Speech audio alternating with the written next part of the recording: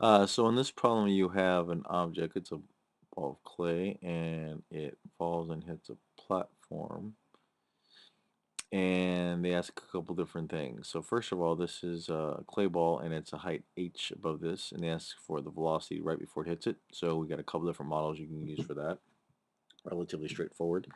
Then it collides with the pan or this platform, and they want to know the velocity of the pan. So since this is clay, we can model that as an inelastic collision, and so you can use the correct momentum buckets for that.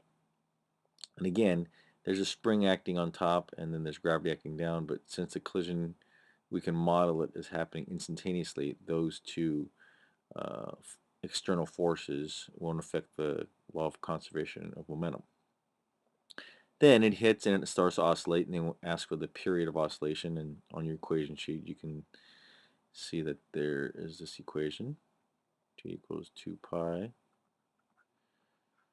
m over k square root. So that's relatively straightforward again.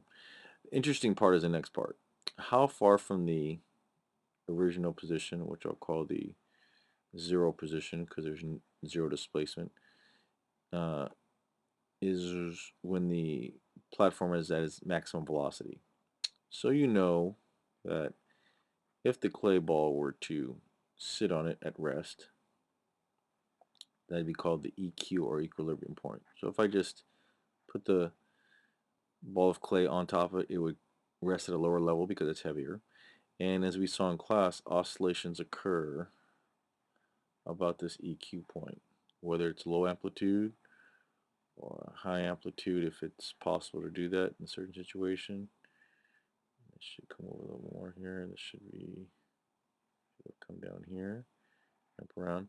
Basically, these points here, or these nodes, are when the object passes it. In terms of velocity, we can see that this thing is going very fast. It slows down, comes to a stop, stop, stop, stop at the top and bottom of these curves. Right here is when the object speeds through and accelerates through the node. Back up here and back down there. So it looks like this is the point where its maximum speed is. So if we want to find this distance here, that distance is the distance from the original point that it's at its maximum velocity. So that gives you a little hint as to how to do that.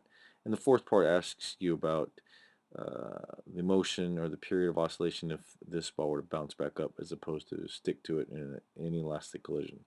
So that's a qualitative part. The main part of this is understanding that the EQ and the 0 points are two distinct points, and that oscillations will occur about the EQ point.